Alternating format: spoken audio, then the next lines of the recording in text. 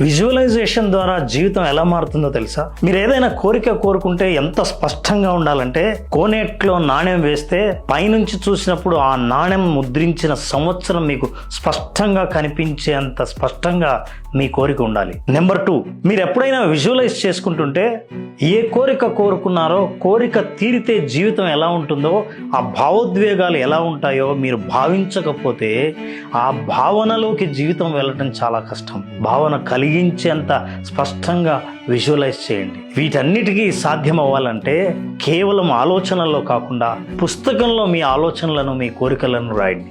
ఎంత స్పష్టంగా వీలైతే అంత స్పష్టంగా రాయండి.